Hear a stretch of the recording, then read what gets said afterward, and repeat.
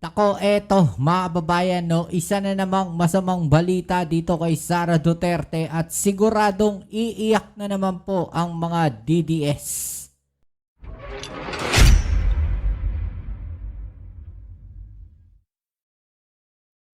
Alright, so welcome back dito sa ating channel dito sa Bob's TV.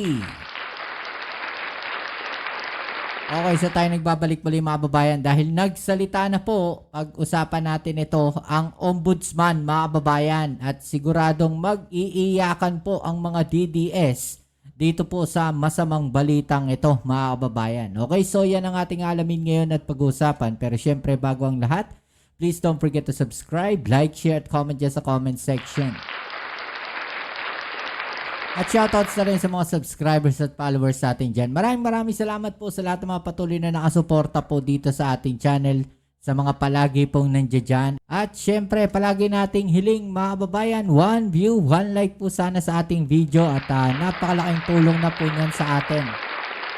Okay, so ito pag-usapan natin mga kababayan. Nagsalita na po ang ombudsman at sila po mga kababayan ay susunod po sa hiling ng House mga kababayan, ng House Committee on Justice na kung saan ang salin po ni VP Sara Duterte ay pinasubpina. At susunod po ang ombudsman mga kababayan dito po sa hiling ng House of Committee on Justice na isusubpina nga yung salin at ibibigay po nila ito para sa mga investigasyon na kinakailangan po para po dito mga kababayan sa impeachment ni Sara Duterte. At sigurado magwawala na naman yung mga DDS vlogger neto.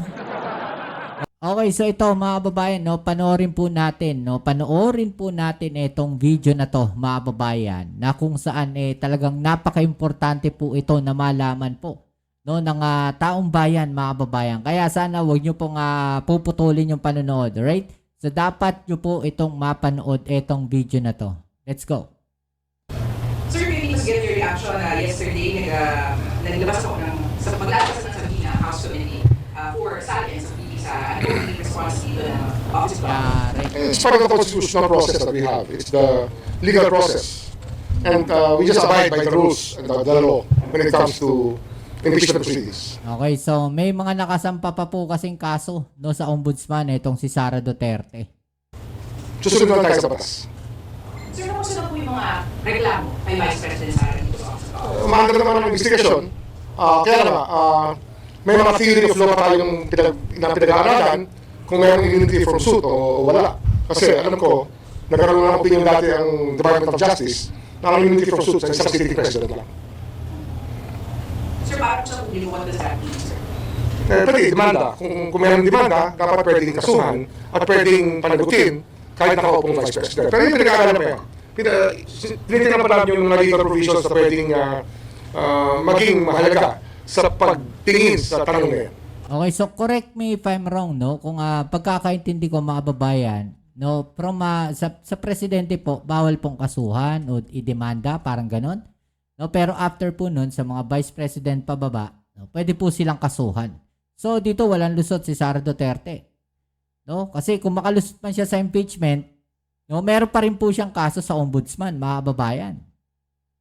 Sir, isa rin po dun sa mga complaints or mga sulat na nag-asin po dito ay yung kay Ramil Madriaga. Siya po ay pupunin na rin po ng House of Representatives. Paano po mag-play out yung investigation ninyo with that of the House of Representatives kay Ramil Madriaga?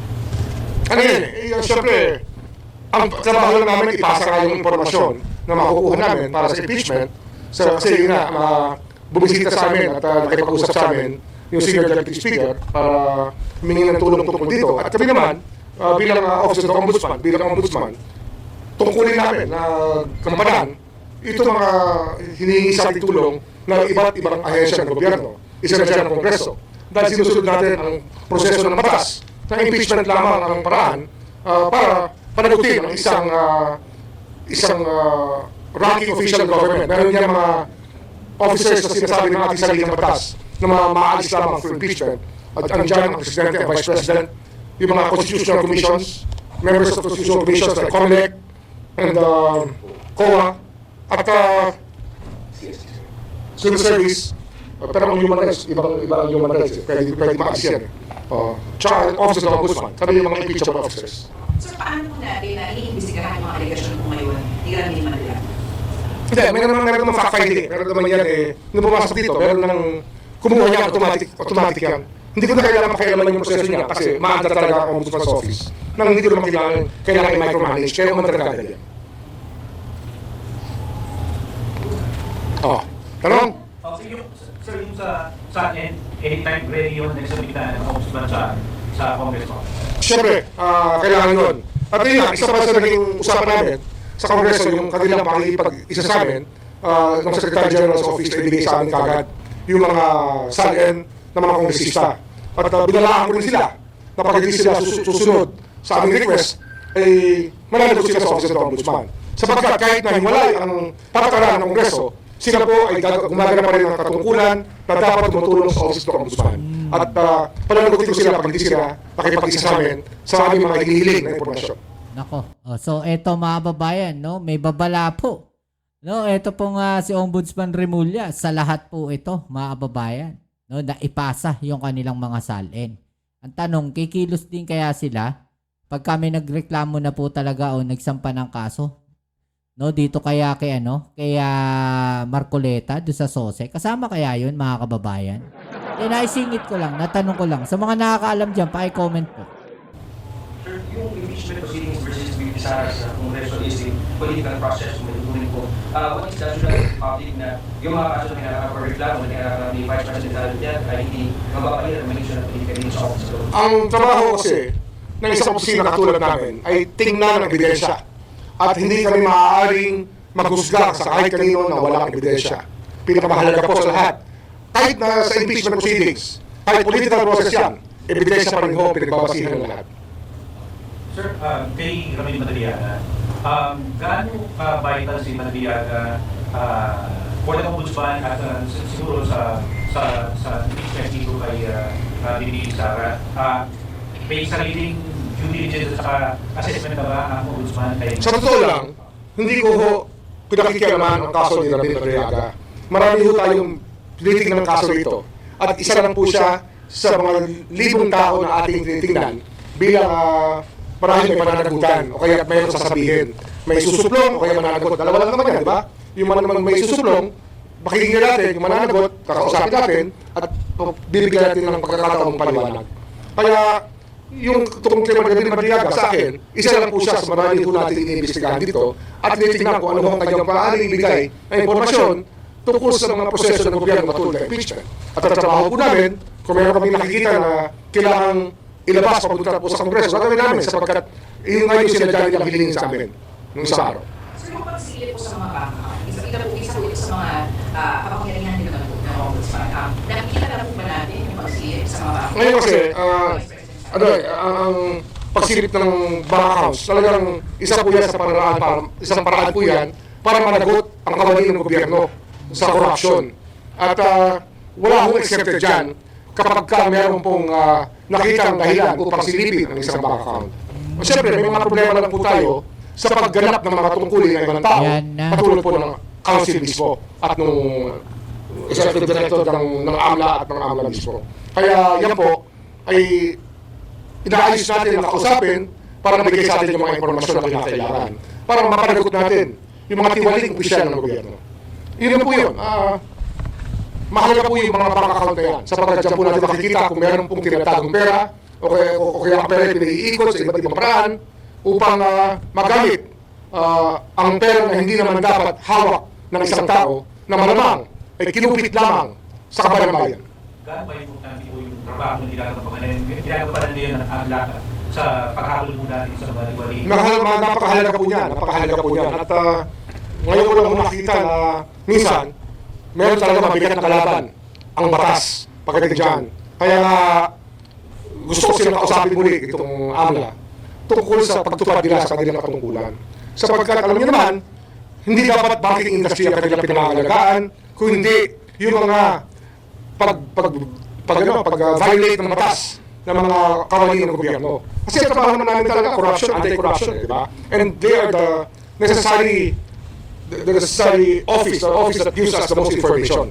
If they will not come up with it, then we have a problem sa country. Hindi nila pwedeng blokuhin ang katalungan ng Office of the Ombudsman. Dapat gumanap sila kung sila mismo kakasuhan namin. Ang po ay ngayon, napapansin kung gaano ginagawa ng trabaho nila. Pero for the past few years, tahimik. Parang kapag walang issue, tahimik lang sila.